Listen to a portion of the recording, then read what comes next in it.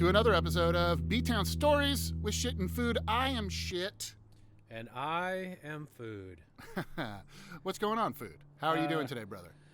Pretty good, just fucking hanging out. Went out to Guitar Center, fucking hung out there, talked to this really nice guy about his family and how they needed some money, so he's trying to sell me shit. Sounds Other great. than that, just took some naps and ate some food. I love it. So, what are we going to talk about today? What B-Town story would you like to delve into? What's a good era we can recollect on? Oh, I got it. So, remember when I think it was like maybe after my freshman year of college, we returned to Bremerton and we overtook your mom's house and turned it into like a party zone. Oh yeah, I think that was like summer of '96. Yeah, it was. It was after my freshman year in Port Angeles. Yeah. Came back and I needed a place to stay for like 3 months, and we turned that place into a crazy party. That was like one of the funnest times of my life, actually. I was like kind of coming out of my shell, I guess, as a social person, and I just wanted to have parties all the time because I never worked early in the morning, and most of our friends didn't either because we were sort of like the ne'er-do-wells of our age group in town. Not a lot of us working at the shipyard or into any careers, or some people were off to college like you and coming back for the summer, but most of the people we were hanging out with around those times were just kind of the party scene, like fucking drug dealers. I don't believe I was yet 21, so you were the person buying all the beer. Yes, with my fake ID, because I wasn't 21 either. So I had a fake Canadian ID that I bought for $10 in Seattle that never failed. What was the name on that? Josh Kincaid. Great name. Did they give that to you, or did you choose it? I chose it because, surprise, surprise on this little tidbit, but when I was 18, I went to juvenile hall to spend a week for some crimes. And I went on my 18th birthday. Because I was already like in trouble in the juvenile system, I didn't go to, big boy jail. I went to juvie. And I remember that day very specifically. It was my birthday. And I'd become a man. So you became a man behind bars? Yeah, I went that day, so I don't know if what time I was born. I have a birth certificate somewhere, but anyway, I was down at my mom's house with my brother, my mom, and her boyfriend, Hickson and Carl were there. Okay, and they were so the White Boy Posse was in the house. Yeah, White Boy Posse, WBP. And they were all singing me happy birthday, and we were having some cake, and my dad calls down there, and he goes, "Hey, your probation officer just called, and you have to report to juvie by 5 o'clock, or there's a warrant out for your arrest." And I'm like, oh. So anyway, yada, yada, yada. I had to go to juvie. It was just funny. I thought since I was 18 that I'd be able to smoke at juvie, which you can't, apparently. So I bought a carton of Newports on my way because I was 18. And they're like, "What the hell are you doing? You can't bring those in here." I was like, oh. So I gave them to my mom to hide them in my room.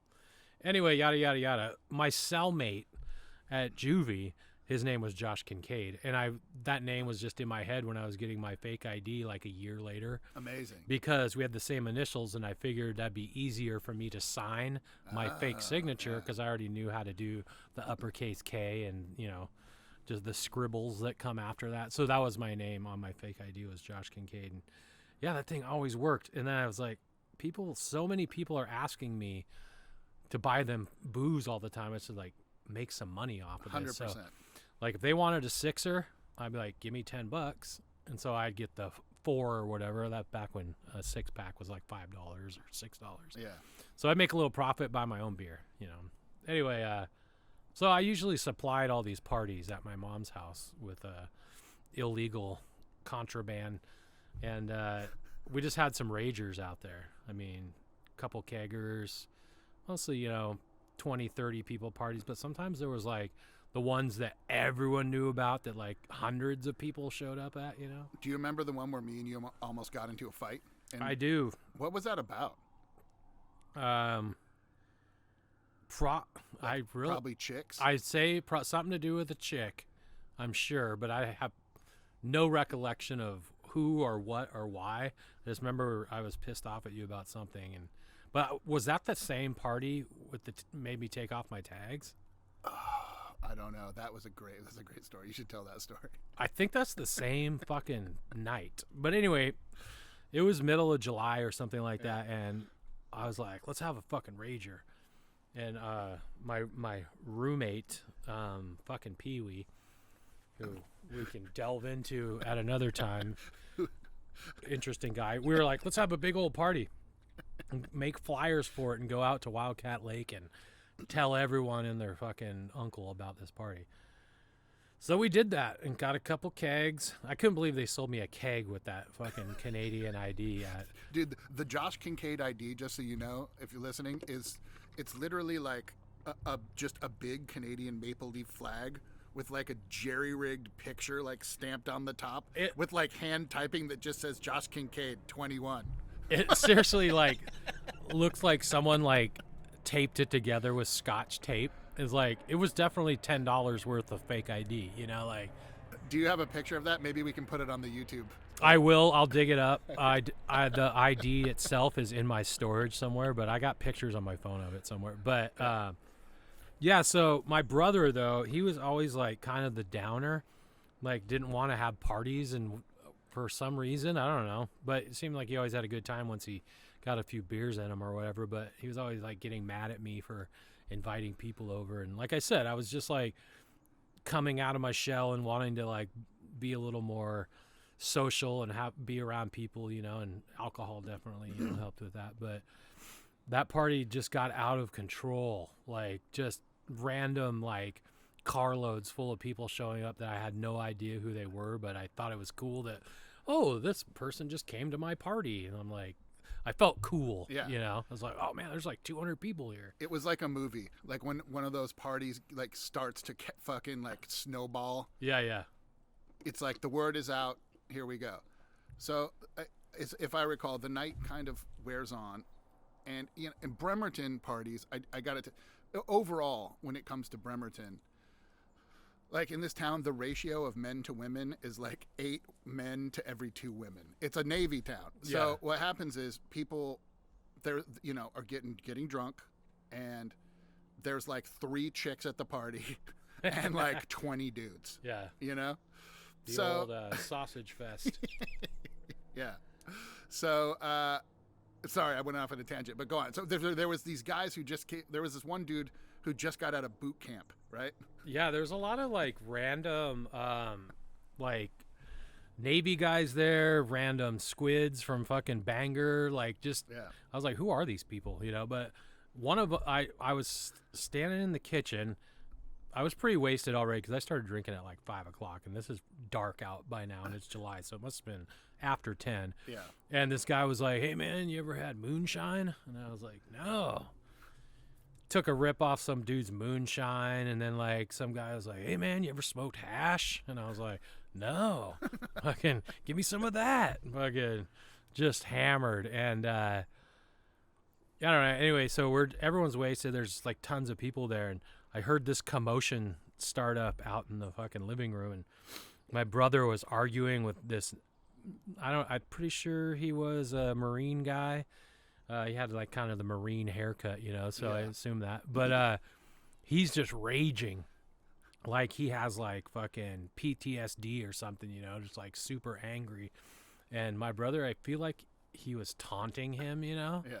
Like, well, I also recall the guy in question was like, he had his dog tags on. Mm-hmm. Like he's fresh off like boot camp, like newly minted Marine. Yeah, and he's very proud of these it, tags. yeah. So like over the course of the evening, as he was getting drunker, he was just like, yeah, fucking Marines, man, we don't take these things off. They stay on for life. Man, these tags. Which is, that's fine, do your thing, But anyway, so him and Mike, I don't know what they were arguing about. I really have no idea, and we'd have to ask them, but they are MIA. Anyway, they were fighting, and they never got to blows because like people got between them and kind of broke it up. And at one point in the altercation, though, the guy took off his dog tags after talking about being so proud of them that he would never take them off. No, but like that was also I remember part of the fulcrum of it. He was just like, "Don't you fucking make me take off my tags." Yes. Oh yeah. And Mike was like, "Take off your fucking tags." Let's do this. And he's like, "No." And then people are like, "Bro, just chill down. Keep the tags on, dude. keep the tags on." And maybe the shirt came off, right? I think his shirt already was off. I remember him being bare on the top. Like you could almost see like some sports commentators in the corner going like, "And now the shirt's off. Is he going to take off the tags?" And he was just getting more and more like fucking upset, and like eventually he took off his tags.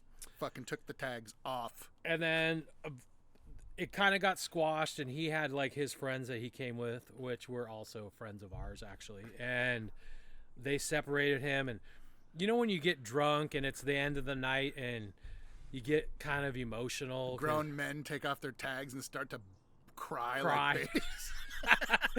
So he's over in the corner crying, going, "He made me take off my tags." And everyone's like giving him a hug. "It's all right, bro. It's all right." Just put him back on, man. Yeah.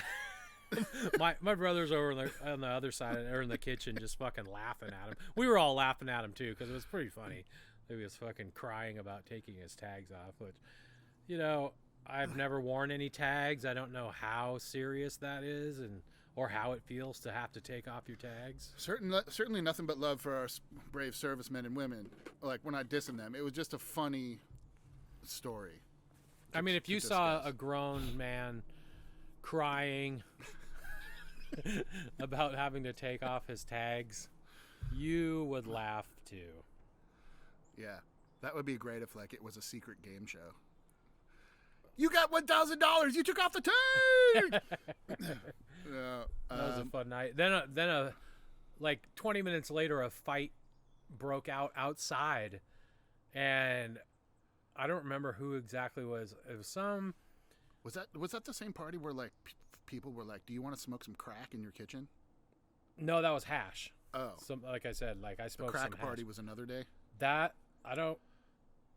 was in the same kitchen, but like a different time. Got it. But I didn't smoke the crack, just so you know. But a fight broke out outside and like moved across the street from our cul-de-sac to the cul-de-sac across the street.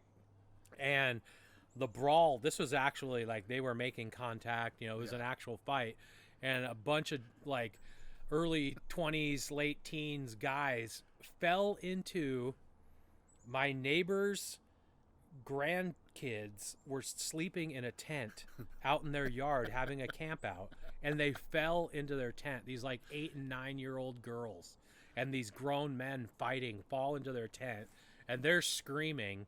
That's some Bremerton shit right there, dude. That's very Bremerton. And they get up after, and the guys are like, "Oh shit, we just like smashed some girls," you know.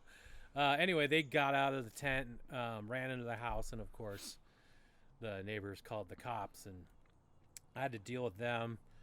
For some reason, every time a cops got called on some bullshit we were doing, I sobered up super quick and was able to like talk to them really smoothly to get them to fucking leave and not charge anyone with anything, you know? Yeah. I don't know if any MIPs were handed out that night, but I did not get in any trouble at all. And I told them that I bought a lot of the booze that was at the party, you know? And they just did, all right, keep it down, Mr. Kennedy. And I was like, okay. Dude, like, I've talked my way out of like maybe 15 MIPs. You know what I mean? Yeah, sadly. It's so fucking lame. Also, it was a different time. Yeah. Like now I don't even know what goes on in that world. Like obviously my daughter is that age, but she doesn't really go to parties like that, you know. Well, they're all 21 now anyway, but I don't remember her telling me any stories of any of her her friends or anyone she knew getting like. Do cops even bother with fucking teenage parties anymore? I don't think so. Yeah, like I don't know. I guess we're just like out of the loop or whatever. I don't know, but you just don't hear about that stuff. You know, it's also another vivid memory from that time period living in that house. Huh. Like we'd go out and get drunk and then come back just so fucking hungry with like the munchies, and the fridge had been cleaned out completely except for this one old freezer burnt bag of crab rangoons. Just a little backstory. This was my childhood home that we were staying at, and my mom essentially lived with her boyfriend, but she would come back like once a week to the house, which was only like a mile away from her boyfriend's, and she'd like stock up the toiletries and clean a little bit or something, but pretty much just a bunch of like teenage dudes lived in there and partied all the time, but she didn't buy any food, that's for sure. But there was those old crab rangoons that I felt like we were snacking on those at 3 a.m. for months on end. Dude, yeah. But it was probably only like a couple weekends or something. But like it was always like, oh God, I just hope there's something other than crab rangoon. I remember trying to like just make up some kind of sauce out of whatever like little bits of condiments were left in the fucking bottom of some bottles in the refrigerator. I'd like mix some mayonnaise with some fucking cocktail sauce and fucking stuff. There wasn't even like ramen. It was just these freezer burnt, like the crab rangoon, and like you had to be real hungry to eat the rangoon. Yeah. You know? Yeah, because I mean, the closest place you could have driven to get some food was Taco Bell, and you had to hit the highway. Yeah. Well, I guess it's the highway. It was a highway to us, but like Wheaton Way, and there's cops always patrolling that, and you didn't want to go up there. It was a good time. That was a good time. What else is there? What else was there around that time period? So we would go to Wildcat Lake. Was that like Whaling Days times? Yeah, but I think that's for another one. I don't remember that particular summer. I don't think we went to Whaling Days yet. Yeah, I don't think that was like the hangout spot yet for the. Yeah. Well, it was only like a couple days, but I don't recall. I mean, you guys might have went, and I had to go to work or so. I don't remember. But yeah. I don't remember me personally going down to Whaling Days or anything like that. But that make maybe the summer. You know what? I'm gonna backtrack on that. That was when. Well, when did Pee Wee live across the street from Whaling Days? I was just gonna say. I'm pretty sure. That was the summer before that, because now he lived at my mom's house. Yeah. So that was before he lived there. Yes. So that his trajectory was the house across the street from Whaling Days. Yeah. Then he moved in to your mom. Yeah. Yes. Yeah. So, but I don't remember really hanging out down there at the waterfront that summer really very much at all, because we had free reign of this house, yeah. Like my mom was never there. So that was kind of the party spot, But the summer before that, hanging out down there was fun. Yeah. Getting fucking blue ringer mushrooms and making tea. I never tripped off that shit. Yeah, I wasn't. Me neither. At the time, it didn't do anything for me. But later, after that summer, I remember the fall winter after that is when I started eating a lot of mushrooms. Had some fun trips down there. Those mushrooms always get me emo. I start to like cry and shit when I'm I don't know, it just made me feel like kind of invincible. Well, I always mix mushrooms with a lot of beer, so that's probably not a good idea. Well, that's what I would do to like loosen myself up to take the mushrooms. I'd drink like 3 or 4 beers. Yeah. And then also it was to like kind of like make it easier to digest them or imbibe them, because they tasted so gross and they felt all dirty and shit. So I would just soften them up in my mouth with some beer and then down it, and then I didn't need to drink any more beer after that, because like I was on a nice little buzz. I seem to recall, well, wasn't that the downstairs at your mom's house where you famously shotgunned a whole 64-ouncer of Old English, earning you the nickname Josh Beer? No, that was at a party at some people. Let me clear my throat. No, that was at a party on the. Jeez, what's going on here? On the west side. Oh, okay. At some dudes that were played on the Olympic College Rangers baseball team, and just randomly got invited over there by Anna, that lived at the or she was house sitting at the end of. Anyway, a lot of our friends worked at Spiro's restaurant, which is a little Italian place, and they worked with another gal, and she kind of partied at our house after they got off work sometimes, and she got invited to this party, and she's like, okay, can I bring some of my crew with? And these guys were like, yeah, we don't care. So we went over to this party. It was like around Kitsap Lake area, and I was already wasted when we got there because we were already partying at my house, and I'm sure we were all drunk driving over there. Yeah. I remember your sister, I think I went over there with your sister and a couple other her gal friends. Yeah. And I remember Chris, like, we'd only been there like a half hour, and Pee Wee was like, I'm gonna go on a beer run, you want anything? And I was like, bro, give me a 64 Of Old English. of Old English. I don't even know if they fucking make those anymore. They don't. dude. I've looked it up. I wasn't able to find one. It's like a 40, but bigger. Yeah. 24 ounces And it bigger. has like a little jug thing where you can put your finger in. Yeah, the little handle on it, because it's heavy. They don't want it to slip out of your hand. It's so insane. it's very large. Yeah. And I was wasted, and as soon as he got back with the beer and he handed it to me, I popped it open, took a couple sips, and then I think I was the one who was like, fucking people were beer bonging. yeah, they were already beer bonging. Yeah. And it might have been you that said, hey, Josh, beer bong the fucking 64. Beer bong. And then everybody was like going, Josh, beer, Josh. Yeah. So I was like, okay. I was like, I'm going to die, but, whatever.